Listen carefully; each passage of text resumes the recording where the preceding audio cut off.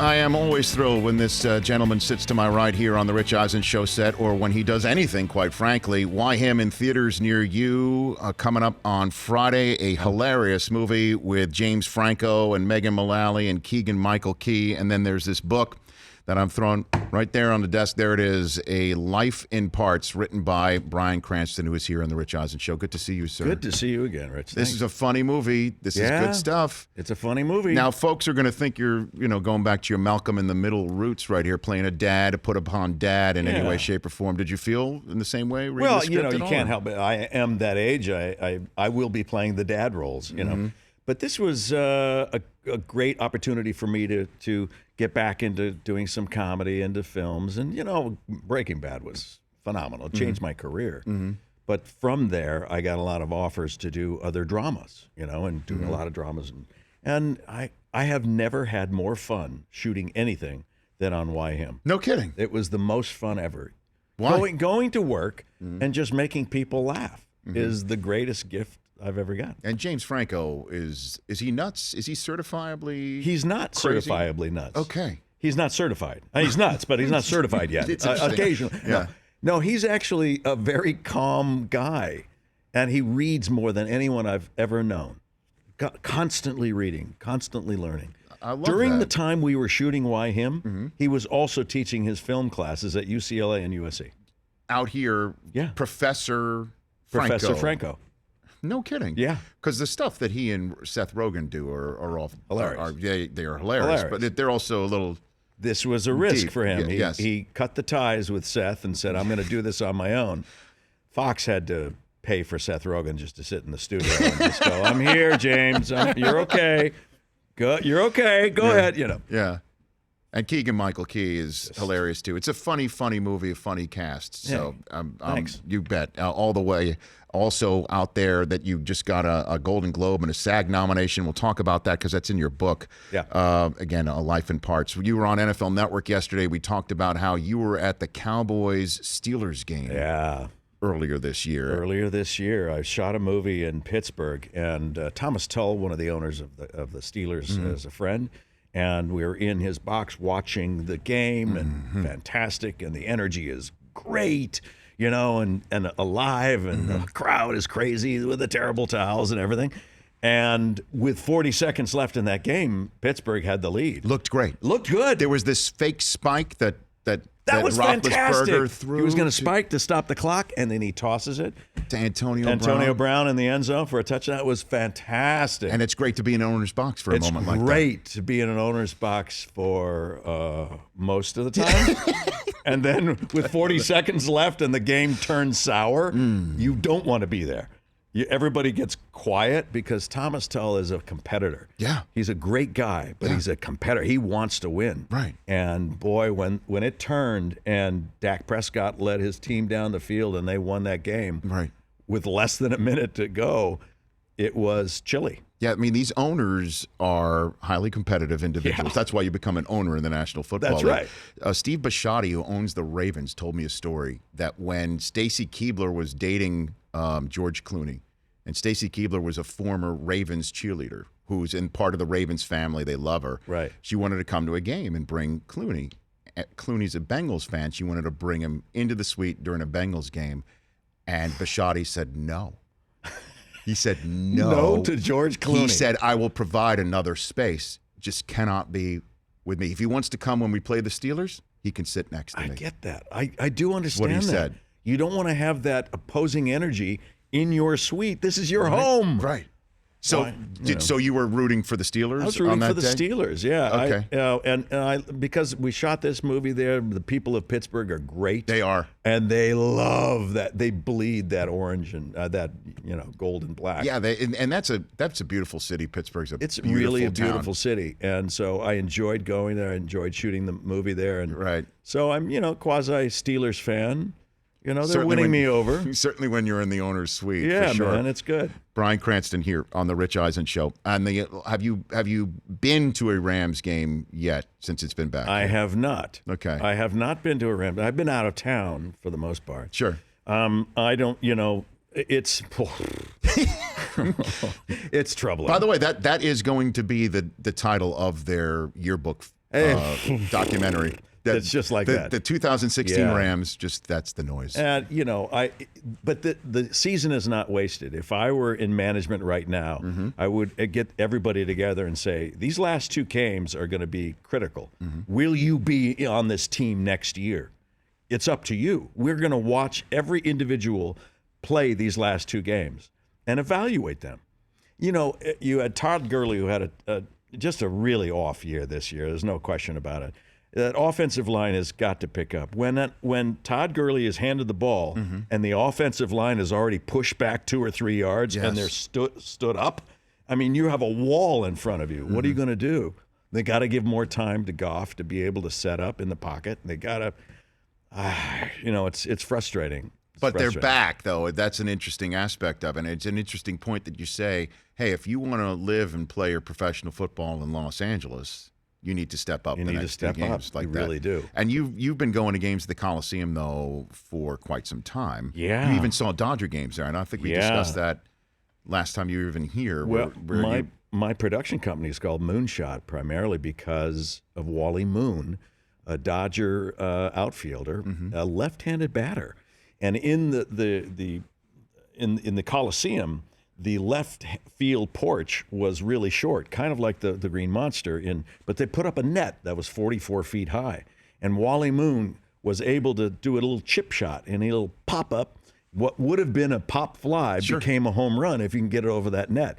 And they became moonshots, they were called. So that's the genesis of your production company. That's the genesis of the production company. No kidding. Because I do remember they played, I think it had to be in the last 10 years because I've only been out here in L.A. for 13 years. They had an exhibition game. They had an exhibition game out there. And I could not believe the left field stands were that close. Yeah.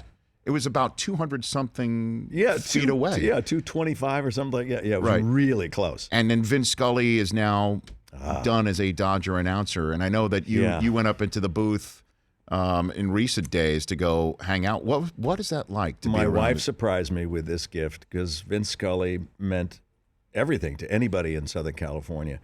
Born and raised here. And through troubling childhoods, which I write about in the book, I can always count on Vin Scully's voice to calm the seas. It seemed to me when I was a boy growing up listening on my transistor radio to Vin Scully's voice that at least for the next 3 hours during the game, all was well.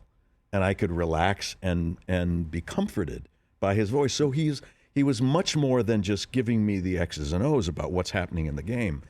He was calming me and giving me comfort and telling me, it's okay, kid. It gets better. Did you tell him that? I did. What did he say? I know it's not the first time he's heard that. Sure. And so he's so gracious and so warm and a sweet man. And, I'm going to miss him terribly, terribly. Did you hug it out with him? I mean, I did. Good for you. Oh, yeah. I would have done the same thing. Yeah, I did. Good for you. I wanted to get, the feel of, and in some way, somehow, convey a feeling of gratitude for all that he did for all of us in Southern California. Now, before we take a break, normally I ask questions I kind of assume to know the answer already, so I tread lightly if you don't mind me saying here. Well, did Vin hug you back? I forced him to. When you put your arms around someone, there's not much you can do. But but yeah, it wasn't one of those awkward sort of hugs, right? No. Well, I just kind of got in there, and good for you. Yeah, good for you. Bryan Cranston here. We're back in 60 Ticks the Clock. I want to talk all about this book. There's some great stories in this book. A Life in Parts, especially where you start this book. I mean, it grabs you and it gets you right into the whole mix here. It involves a story from Breaking Bad as well. We're back with the author of A Life in Parts and one of the stars of the new film Why Him in theaters near you on Friday. Bryan Cranston back here in just 1 minute on The Rich Eisen Show.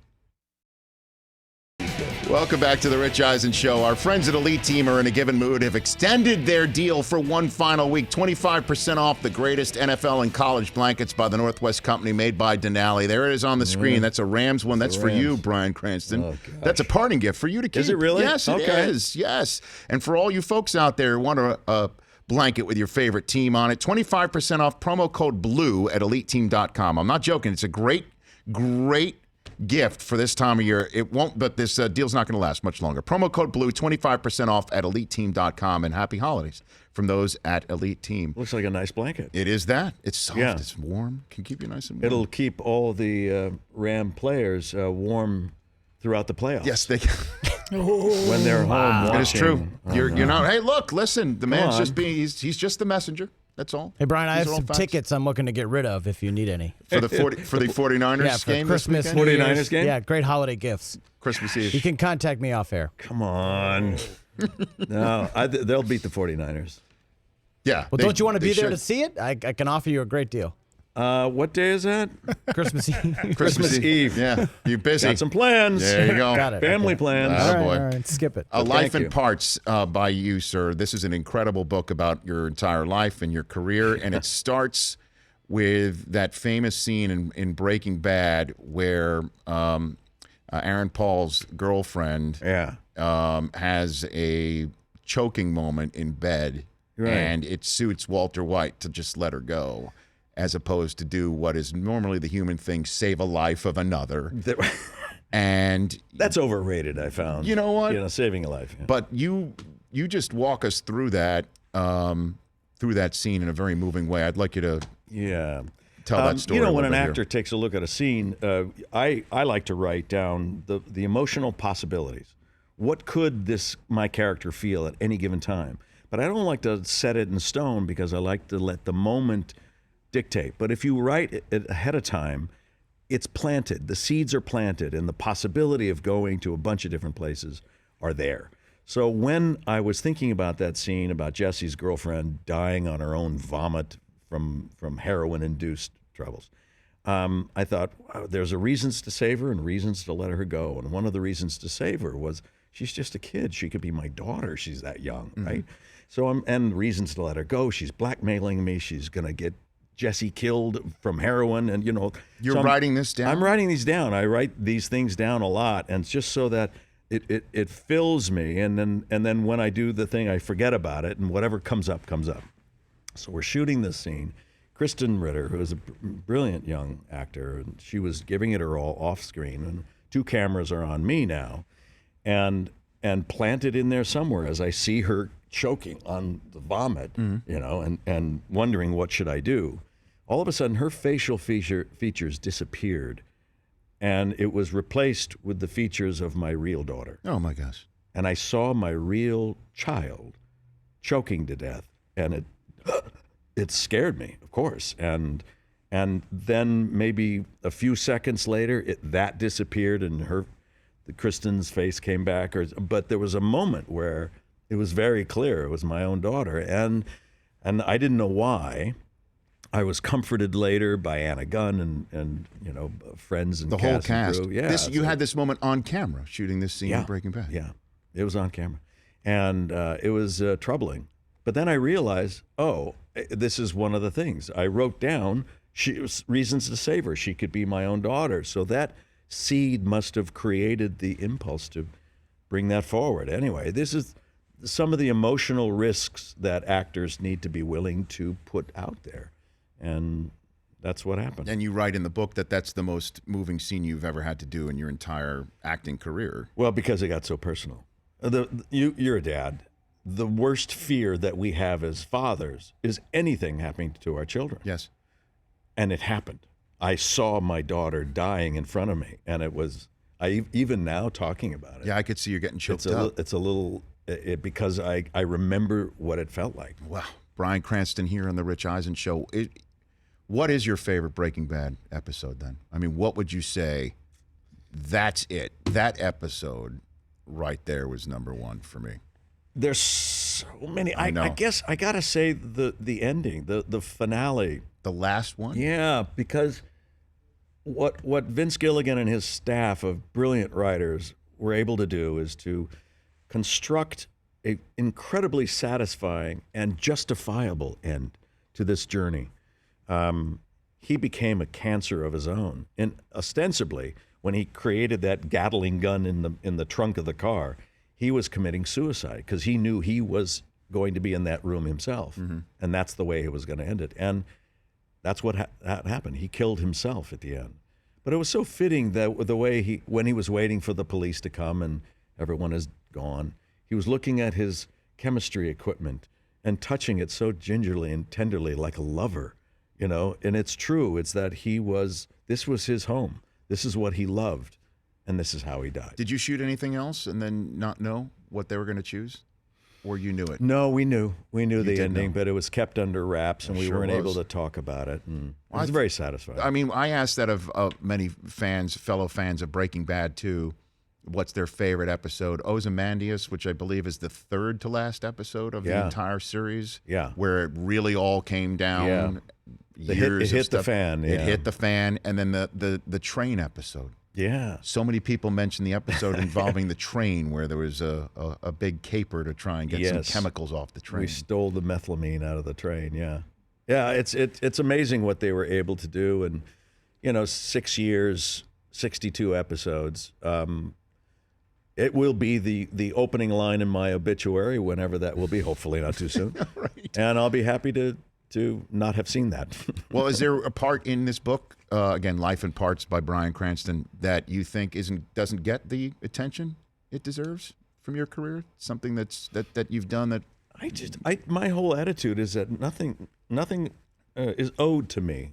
The industry doesn't owe, life doesn't owe me anything. Mm-hmm. We make our own breaks. You have to keep working. And I tell young actors, I said, if you are in this because you want to become famous, let me save you a lot of time. Every business takes a lot of work. What you do took a lot of work to get to this point. Mm-hmm. And you're continuing it. And anyone who is not willing to put in the time and the work, you're not going to be successful. And that's true in every business, especially in acting. Because if you say, no, I don't want to do that, there's never going to be a shortage of actors. Mm-hmm. Or, next, there's 20, 30 people waiting behind you if you can't do this job. Mm-hmm. So it's all about the love of what you're doing, how it makes you feel, how it empowers you as a person, and stick to it. And of course, in any endeavor about who you meet along the way, I noticed in your acknowledgments, John O'Hurley, you thanked the actor for helping you come up with the idea, or at least pushing you to write this book. Was that from Seinfeld? Did you meet him on Seinfeld? No, I met him 33 or 34 years ago on Loving. It was a soap opera that we both did in New York when we were kids, and so we've been friends ever since. And he said, you really should write a book. And I don't know would anybody be interested in this? So it was really an exercise of my own to get out these stories that I've been telling all my life, mm-hmm. and the parts I've played, whether in person, in my personal life, or in my professional life. So Jay Peterman and Tim Watley knew each other before being such. We knew each other. Seinfeld. That's right. That's right. What a small world. He's a very good flosser. I'll give him that. Spoken by a true, you're not the anti-dentite. No, sir. I'm Seinfeld. the dentite. You're not the anti-dentite.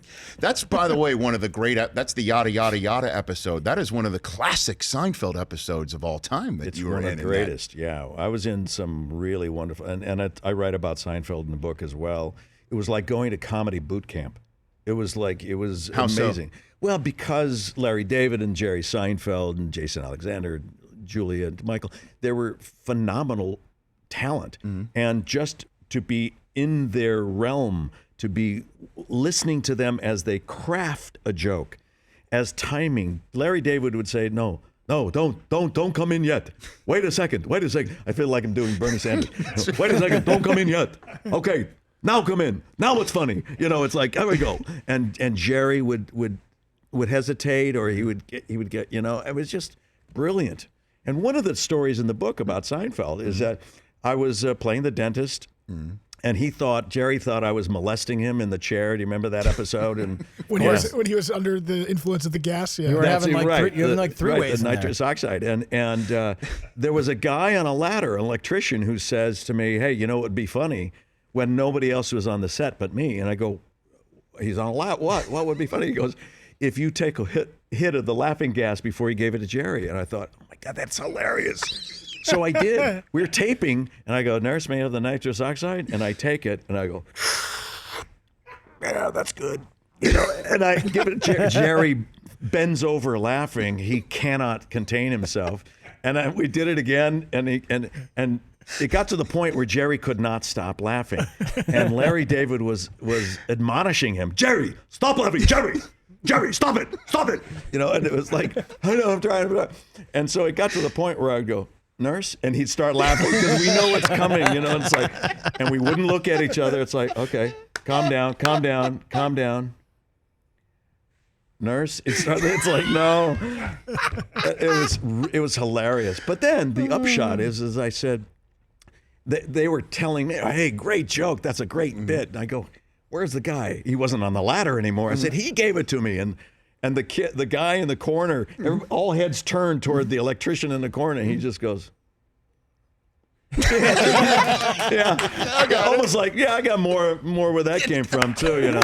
Yeah, so it doesn't matter where a good idea comes from, just take it. Best idea wins, you know. Life in Parts, Bryan Cranston. Love when you're on, Bryan. Thanks for coming on. Thanks very much. Thanks. Good to be here. Thank you. Everybody go buy this book. So many great stories. We just told about 3 of them in about 10 minutes time. They're all in this book. And then the audio version you're holding up right there. I am, yeah. Bryan gave it to us, voiced by Bryan himself. By you, sir. Yes, sir. That's serious work. That's fun stuff. That is. It was fun to do. But who's going to read your stuff if not you? Good for you. I know. Good for doing it. Thanks. Life in Parts. Why him? Check that out. Yeah. And then good luck to you with all the way. You were so awesome in that. Thank you, man. You bet. Absolutely. Thanks, Rich. You got Thanks, it. guys. Bryan Cranston, A Life in Parts. We're back with more here on The Rich Eisen Show in a moment. The Rich Eisen Show, weekdays at noon Eastern on Audience.